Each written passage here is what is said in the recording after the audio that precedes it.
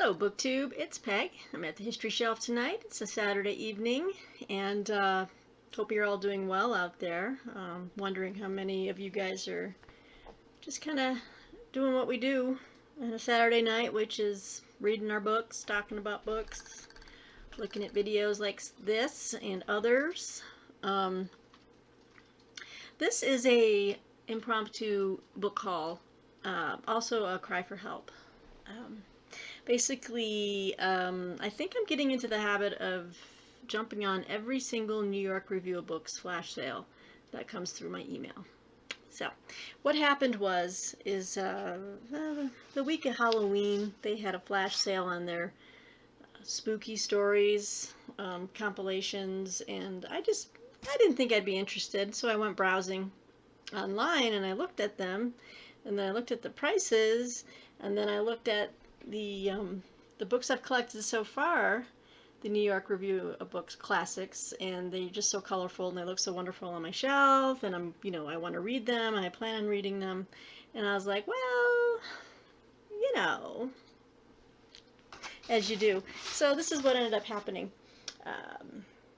This is what has come into the mail here, and I've opened the box, but I haven't pulled the books out yet. Thought I'd save this for you guys and me to do together.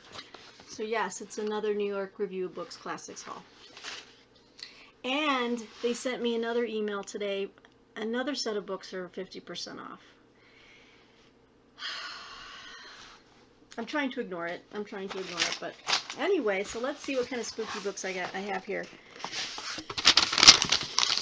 Okay, well this one's not spooky, but it was also marked down, and I wanted to get the free shipping, so I had to add on another book. You know how it works.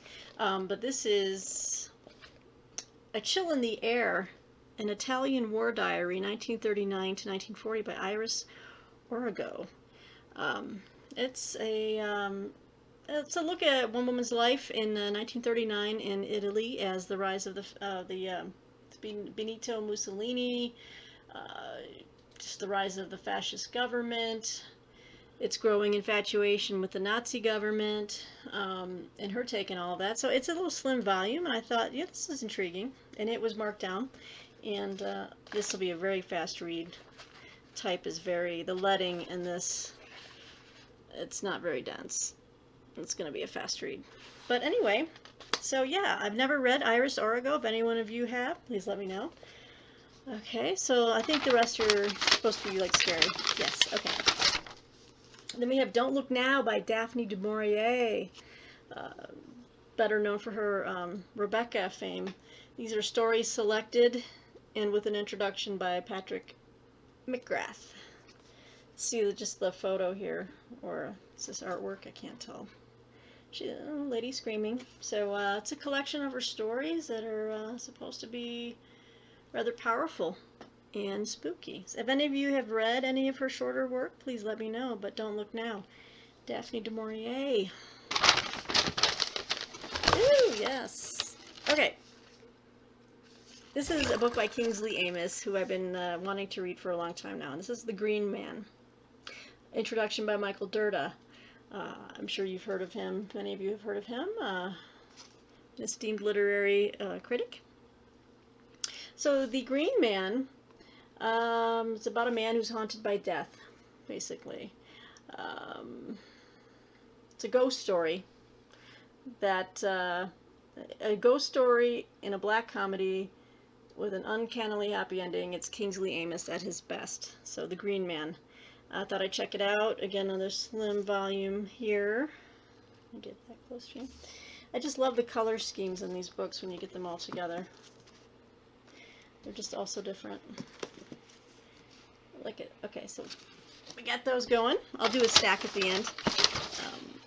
Ooh, this one looked... I've never heard of this, so I was just very intrigued. This is The Other by Thomas Tryon. And an afterword by Dan Cowan. I don't know how to pronounce his name.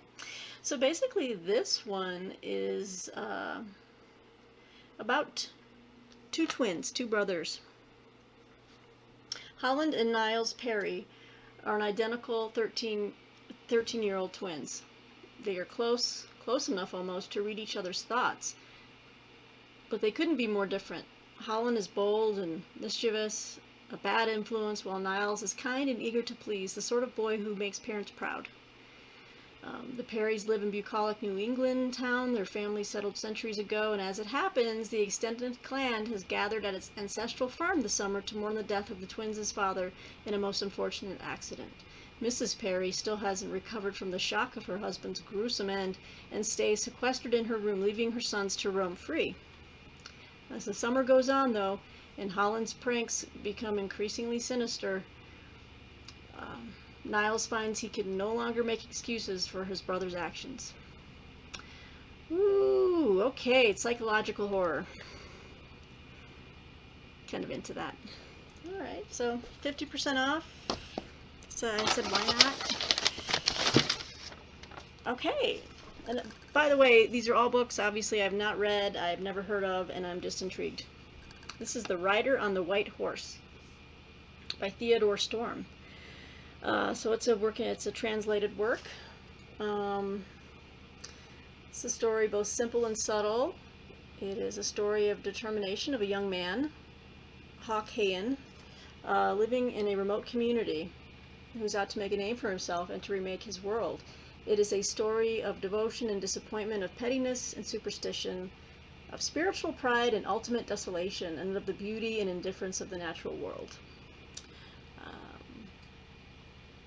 It is a story that opens up, in the end, to uncover the foundation of savagery on which human society rests. Okay, so that's going to be very uplifting, you know. Theodore Storm, The Rider on the White Horse. Would love to hear from any of you out there who might have read this book or any of the others I've shown. Alright, so the final one, it was basically, I got 6 books. 6 books, and I think with the shipping or with the tax, it was like $60. So it's pretty good because they were all half off. Then I have The Rim of Mourning, 2 Tales of Cosmic Horror. And this one has an introduction by Stephen King, and I've read a lot of Stephen King ever since I was, young girl, up to recently. I kind of slowed down after Mr. Mercedes. I need to get back into reading him, some of his other stuff. But this is by William Sloane. So this is set in, well, it was written in the 1930s. Okay. And the 2 stories are To Walk the Night and The Edge of Running Water. Alright, so basically this is what, I'll just tell you what Stephen King says, his little blurb here. The reissue of these 2 remarkable novels is long overdue. I can think of no other novels exactly like these 2, either in style or substance. My only regret is that William Sloane did not continue. Yet we must be grateful for what we have, which is a splendid rediscovery. These 2 novels are best read after dark, I think, possibly on an autumn night with a strong wind blowing the leaves around outside. That's perfect, right? It's perfect for this time of year. So, The Rim of Mourning. This is just a gorgeous, gorgeous cover. Like an eclipse going on here. So yeah, you guys, I stocked up on some horror stories for the season. And now I'm trying to fight off the other flash sale that's going on about like intellectual history, which I love. But if I do buy a few more, you know I'm going to tell you. I'm not going to not, So anyway, here we go. We're going to look at The Rim of Mourning, 2 Tales of Cosmic Horror by William Sloane. Then we have The Rider on the White Horse by Theodore Storm. Next we have a tale of psychological horror about 2 twin brothers. This is Thomas Tryon's The Other. Then we have Kingsley Amis, who I am aware of. And this is The Green Man. Kind of intrigued, like a black comedy ghost story. Then we have a very famous Daphne du Maurier's Don't Look Now. And story selected and with an introduction by Patrick McGrath. Alright. You guys, I gotta get a hang on this camera angle. And then the final one, which is not as scary, but it is a neat little... I think there's a second volume that I want to get. I think it goes from 41 to 43 by Iris Origo, but this is an Italian war diary. So there you have it. That's my next round of New York Review of Books classics that I have, you know, sunk some money into and some bookshelf space. But as I've said before, again, this is a history-heavy channel. However, I do enjoy good fiction, literary fiction, and I am trying to make more time this year and the years ahead of me, God willing, for more fiction. So I'm kind of building up my fiction library right now, and that's why I have so many that will take me a while to read, but you know, they'll all get read. That's what I tell people. And they say, how do you read all these books? And I say, you know, again, if I have years ahead of me and I am lucky enough to live to start, you know, collecting my Social Security and having to only live on that in my elder years, guess what? And barring a fire or anything like that, I'll never have to buy another book. I'll have everything I need just to read out my years. So, and reread as well, you know. So anyway, I hope you guys are having a great Saturday night. Just sitting here going through my books, drinking my bubbly seltzer water. I know Kathy at Grim Reads, she's also a seltzer water drinker. I like flavored seltzer, and bubbly is one of my favorites. This is the blackberry flavor. Very delicious. I'm not getting paid to say that. It was just sitting here. Anyway, guys, have a great night. I'm just so glad to check in with you guys again, and let me know what you think about these books, if they sound intriguing to you, if you've read them. Yeah, so until next time, which will be soon, I plan on making another video or two this weekend. So have a great night. I'll talk to you soon, and thank you for everyone that have watched and subscribed. Thank you so much. And yeah, I'll talk to you guys soon. Be safe, and peace out.